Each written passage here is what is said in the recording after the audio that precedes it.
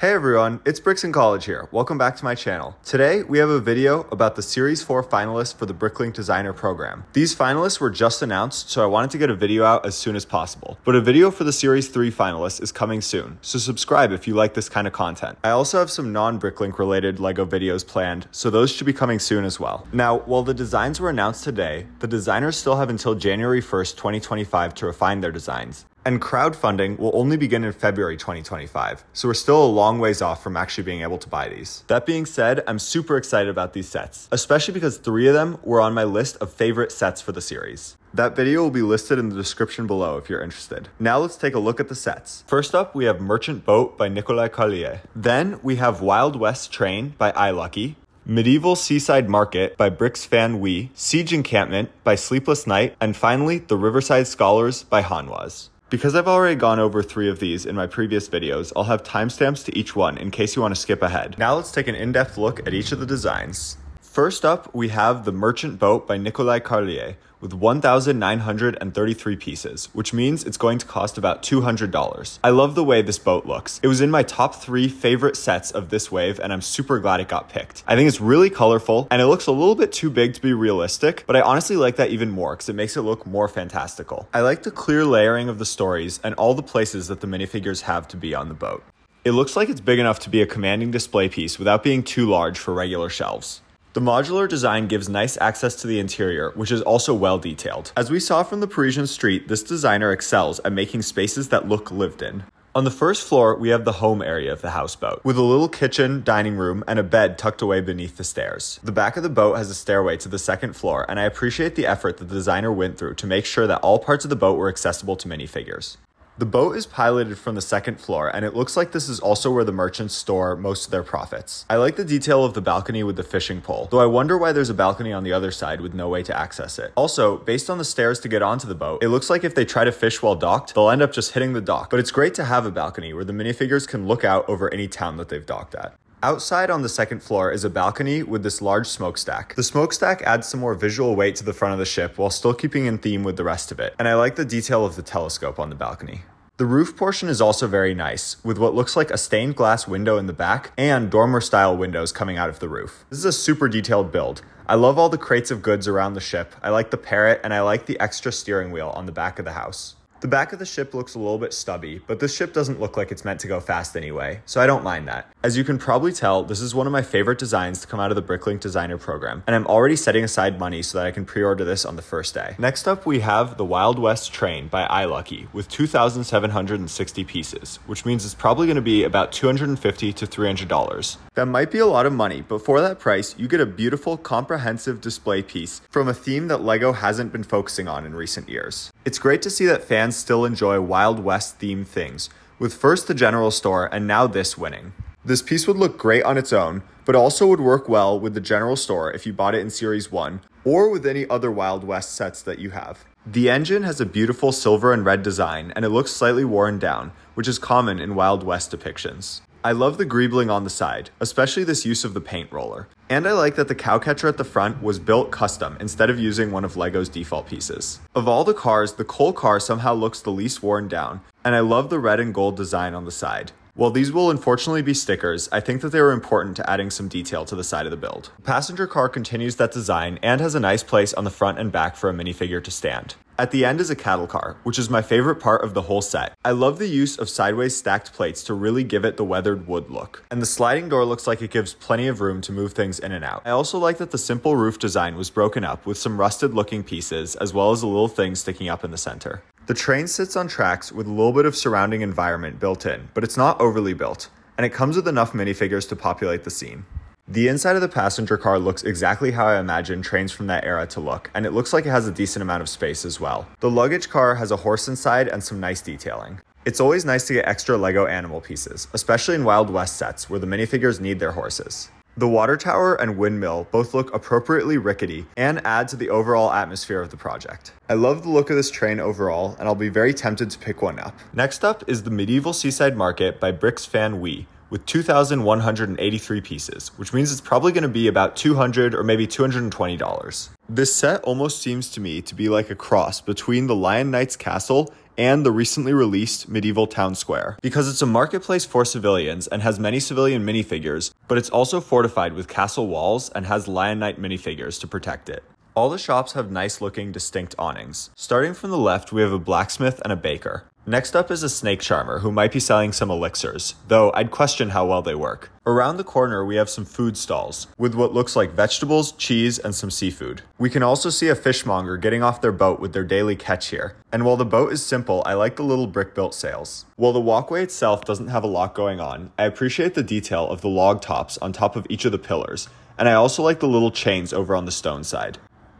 The designer said that the ability to split was supposed to be for easy transportation, but it also makes it more easily customizable, and it makes it better for play, though I question how many people getting this will actually play with it. The outside of the castle also looks nice, but it's clear that most of the focus is supposed to be on the inside. I do like the way the varied levels of towers look, and the lighthouse really stands out from this side. I can see how it would be helpful for ships coming in.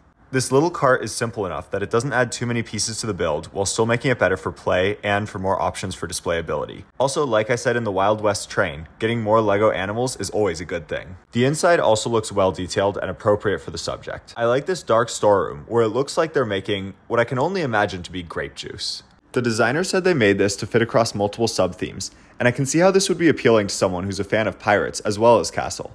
I imagine most people who get this will be people who already have the Lion Knight's castle and probably also the medieval town square, but I think this will also work well as a standalone piece, and that may be important considering that it looks like it needs a pretty big area to display it. Next up we have the Siege Encampment by Sleepless Night with 2,637 pieces, so it's probably going to be about $250 to $300.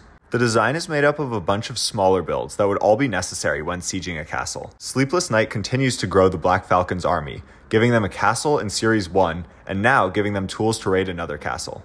The Siege Tower is my favorite of the builds. It's something that we haven't seen a modern iteration of from LEGO, but something that's important to making good-looking medieval battle scenes. I like the details on it, such as the drawbridge and these teeth that make sure that it stays in place once it's gripped onto the enemy castle. Though it's a little blurry, we can see in this photo that the back of it has 2 ladders, which means that twice the number of soldiers can climb up and siege the enemy's castle at a time. The trebuchet is also something that we haven't gotten from LEGO in the past, but it was an amazing piece of medieval technology, so it's great to get it here. Inside the encampment, there are some tents, a blacksmith, an herbalist, and one of those classic LEGO castle black trees. These tents probably belong to high-ranking officials in the military, given how nicely they're decorated, and they add a nice splash of color to the design. This little catapult is nice, and according to the designer, actually works, launching things up to 5 feet. And once again, this design comes with more LEGO animals. The herbalist is a nicely designed minifigure and has a nicely designed stall as well. I imagine they're preparing remedies for any soldiers who are getting wounded during the siege. This set has a nice mix of civilian and soldier minifigures, which is always nice to see in medieval themed sets, and also is important during a siege, as civilians are needed to help feed the soldiers and keep them healthy. The fact that the trebuchet and catapult work is a big plus, and I would love to see a video of the trebuchet in action. Now, while I think all of these builds are great, I'm not sure how much I like this pick overall. I want many of these things in LEGO, but I want them to be sold as separate pieces that can be bought individually. That would save on the cost and allow me to focus on the specific components that I wanted. I know that's not how the Bricklink Designer Program works, but I hope LEGO keeps in mind the popularity of this set and considers making more smaller medieval sets sometime soon. The final set is the Riverside Scholars by Hanwaz with 2,692 pieces, so probably also going to be about $250 to $300. This is the third set in Hanwaz's original theme, which is a story that he was telling his sons about a mysterious mountain windmill. I've covered the second set, The Ocean House, in my video on Series 2, which will be linked in the description. Hanwaz has a distinct style, which is fantastical with lots of colors, that shows through in all of his builds, and is especially true here. I love the way he incorporates nature into his builds, such as the vines growing on the side of the build, or this waterfall coming out through the center of the towers. He also does a great job making slightly weathered looking buildings, such as these cracks in the roof here, made by interspersing curved tiles with the regular tiles. The inside of this building is also filled with many amazing details. I like this style of building because it looks like a beautiful display piece in the front, but also has many opportunities for play and to tell stories with all the rooms available in the back. I like this telescope in the observation tower, and I like this dungeon looking room, though the inclusion of a skull makes me wonder what kind of things have happened here that we don't know about. Since these are scholars, they of course have an extensive bookshelf, and a nice area for reading over the waterfall. Overall, this is a beautiful design and doesn't look like many other types of buildings that LEGO makes. This would look great with the other sets that Hanwha's has made, but also would be a great addition to many fantasy collections and displays. I also think this set would work great with the merchant ship from this series, especially if you can extend the river and give them a little dock. Overall, Hanwha's continues to make beautiful designs, and I would be surprised if this was the last one we saw from him. Overall, this is another good group of sets for the Bricklink Designer Program. I also saw that Series 5, 6, and 7 were announced, so it looks like the program is successful, and I imagine it'll be a thing for a while. As I said in the video title though, there are a few things that disappointed me with this selection. First is the lack of smaller, likely more affordable sets in this series and in the program as a whole. There are plenty of amazing designs as smaller piece counts that are submitted to the program, and I wish something like the Lifeguard Lookout had been able to become a finalist, just so that we could at least have one cheaper set per wave. Only one of the selected sets is under 2,000 pieces, and even that one just barely. These sets are partially decided by fan vote, and I know that fans are probably going to want to vote for bigger sets because they make a bigger impact on display. I also suspect that the extra profit from making the larger sets is a driving factor behind this. That being said, I wish Bricklink would make it a goal to just make at least one set each time under 1,000 pieces. The second issue I have is that 4 of the 5 designers